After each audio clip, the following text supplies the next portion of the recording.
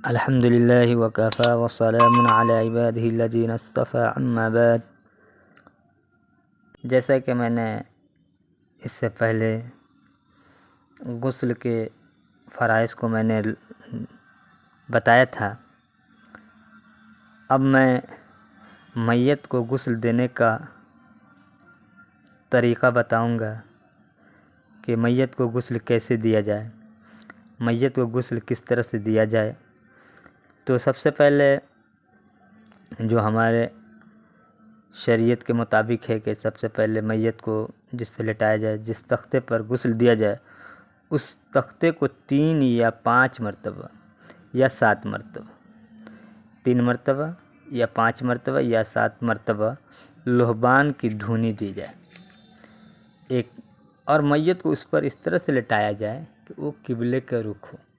उसका दाहिना तरफ से ऐसे लेटाया कि दाहिना जो हो किबले की तरफ रुख हो कर दिया जाए। इसी तरह से फिर मैयत के बदन के कपड़े को कैंची से या किसी चीज़ से, जो भी कपड़ा पहना, उसको काट कर निकाल दिया जाए और तहबंद उसके सत्र पर डालकर अंदर ही अंदर उस कपड़े को उतार लिया जाए। और तहबंद इस मोटे कपड़े हो जो नाभ से लेकर पिंडली तक होना चाहिए, नाभ से लेकर पिंडली तक।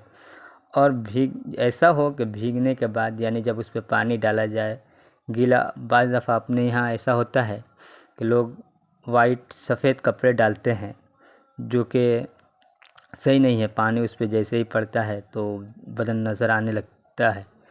तो इससे परहेज़ करें कि इस चीज़ से बचें। रंगीन या मोटा कपड़ा हो, जैसा भी हो, मोटा हो, जिस पे पानी डालने के बाद वो कपड़ा गीला होने से वो अंदर के जो बदन का अंदर का नज़र ना आए। नाभ से लेकर जानों तक देखना जायज़ नहीं। और जब नाभ से लेकर जानों तक कब कपड़ा वो होना चाहिए जो कपड़ा उस पर डालें। ऐसी जगह हाथ लगाना भी नाजायज़ है। मैयत को इस्तिंजा कराने और गुस्ल देने में उस जगह के लिए दस्ताना पहनना चाहिए, जैसे हयात में होता है कि वहाँ हाथ पहुँचाना जायज़ नहीं है। इसी तरह से मरने के बाद भी वहाँ तक, तो इसलिए अपने कपड़े में या तो दस्ताना यूज़ कर लें या कोई कपड़ा भी लपेट सकते हैं।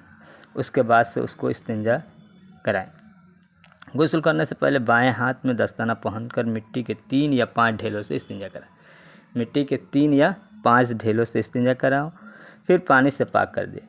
फिर वज़ू इस तरह कराओ कि न कुल्ली कराओ और न नाक में पानी डालो, न गट्टे पहुँच तक धोएं, हाथ धुलाएं, बल्कि रुई कफ़ाया तर करके ओठों और दांतों पर ऐसे किसी चीज़ में लपेट कर या फिर अपने हाथ से ही ऐसे क्या कहते हैं उसको रुई को उस पर घुमा दे दांत वोत पे, फिर नाक में ऐसे कर ले ताकि अंदर पानी न जाए।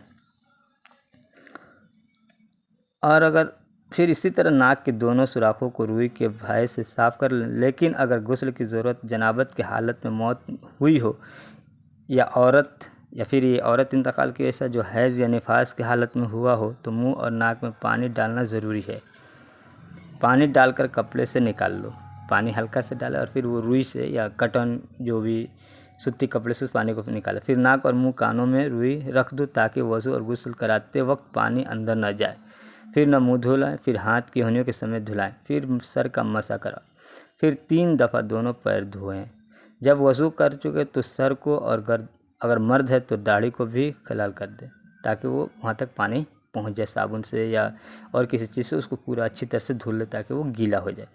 फिर उसे बाहें करवट पर लेटाओ और बेर के पत्ती उस पर पकाकर जो नीम गर्म होनी पानी, इतना पानी गर्म हो कि जिससे उसमें हाथ डालने पर वो आदमी बर्दाश्त कर सकते, जो आदमी नहलाने वाला उसके हाथ बर्दाश्त कर सके, वैसे पानी इतनी गर्म होनी चाहिए। करवट पर 3 दफ़ा सर से पैर तक इतना डालो कि नीचे के जानिब बाएं करवट तक पहुंच जाए। पहले दाएं तरफ से पानी मारना है, फिर दाहिने करवट पर लेटाकर उसके सर से पैर तक 3 दफ़ा इतना पानी डालो कि नीचे के जानिब बाएं के करवट तक पहुंच जाए। पहले कहाँ डालना है?